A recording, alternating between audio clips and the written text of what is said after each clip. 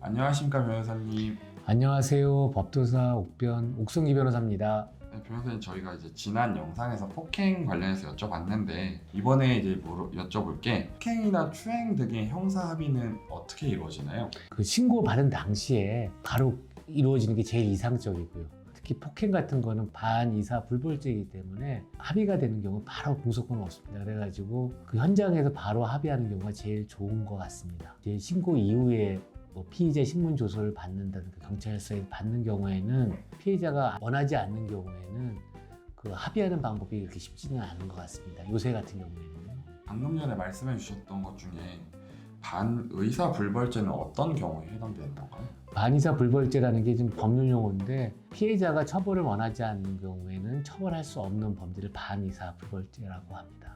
혹시 이제 일반적인 상해의 경우에 합의금 같은 거를 받잖아요. 그건 예. 통상적으로 뭐 정해진 게 있을까요?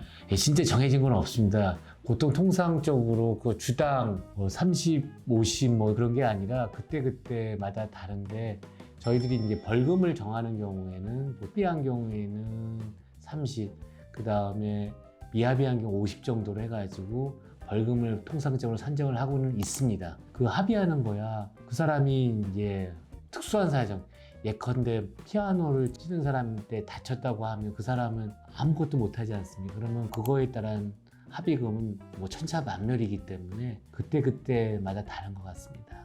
합의금은 보통 다들 이제 많이 받으려고 할 텐데, 그러니까 합의금을 엄청 적게 받는 경우도 있잖아요. 그런 경우에는 혹시 막 수사기관에서 의심을 하기도 하나요? 수사기관에서 의심하는 경우는 없고요.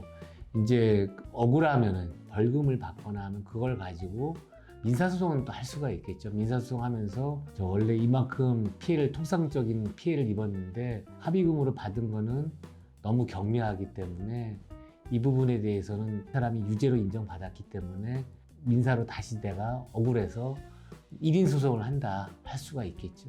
그러면 이제 합의금에 자기가 다쳐서 일을 못해서 그동안의 급여를 못 받았다, 그거를 전부 다 합의금에도 포함시킬 수 있는 건가요? 예, 이게 이제 여기서도 좀 전문 건데 통상손해라는 게 있고 특별손해라는 게 있습니다. 근데 내가 다쳐가지고 일을 못한 경우는 통상손해니까 그 부분에 대해서는 손해배상하는데 내가 택시기사가 운전하다가 교통사고가 다치거나 아니면은 맞아서 출근을 못해서 입원을 한 경우에는 그 본인이 그것 때문에 일을 못했기 때문에 그건 통상손해로 봐가지고 얼마든지 민사소송 손해배상 청구도 할 수 있고 또 형사 합의금에 포함시킬 수 있을 것 같습니다. 네, 그리고 제가 이제 좀 번외로 궁금한 게 있는데, 우스갯소리로 이제 안경 쓴 사람 폭행하면 뭐 살인미수다 막 이런 얘기들이 오고 가잖아요. 그게 진짜로 있는 건가요? 그거는 이제 상식에 그냥 웃자고 하는 얘기겠고요.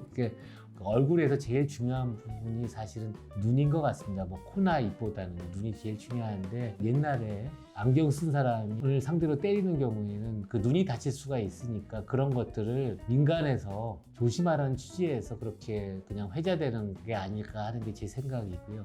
이건 순전히 제 개인 생각이고 법률적으로는 재물손괴죄하고 상해죄가 경합되는 범죄이고 이 경우에서도 원래 사람을 때리려고 얼굴을 때린 거지 안경마저도 부수기 위해서 했다고 볼 수 있느냐 이렇게 또 문제를 제기할 수 있는 그런 사례인 것 같습니다.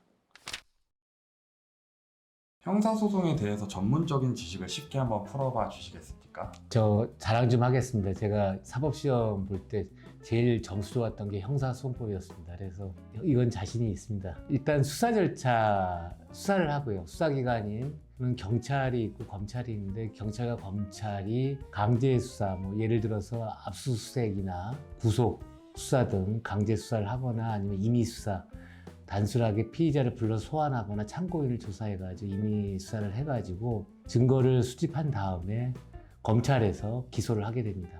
검찰에서 기소를 하게 되면은 법원에서 이게 유죄인지 무죄인지 재판을 하게 되고요. 그 재판은 1심, 항소심, 대법원 이렇게 형사 절차가 진행됩니다. 그러면 그 절차상 단계별로 변호사들의 역할은 어떻게 되나요?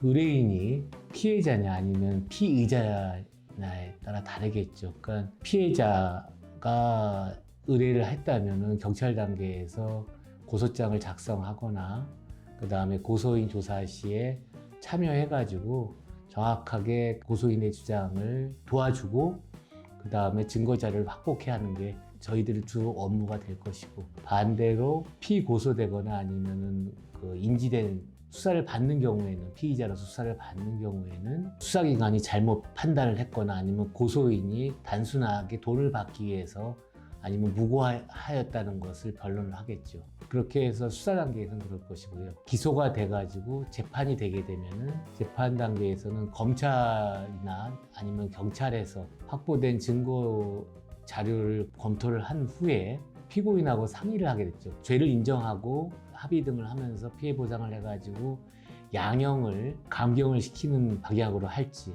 아니면은 진짜 억울하기 때문에 무죄 주장을 할지 그 입장을 정한 다음에 그에 맞춰서, 특히 무죄를 주장하는 경우에는 검찰에서 확보된 증인들은 반대 신문과 증인으로 소환을 해가지고 그 증인의 주장이 잘못됐다는 것을 탄핵하는 그런 증인 신문 절차를 거치고, 피고인 신문 등을 통해서도 이제 무죄 주장을 하는 그런 과정을 거치게 될 것입니다. 그리고 피해자인 경우에는 재판 과정에서도 이 사람이 합의를 하지 않고 전혀 반성하지 않고 있다는 것들을 피해자를 대신해서 의견을 개진하거나 아니면 증거 자료 등을 제출하는 업무를 할 것입니다.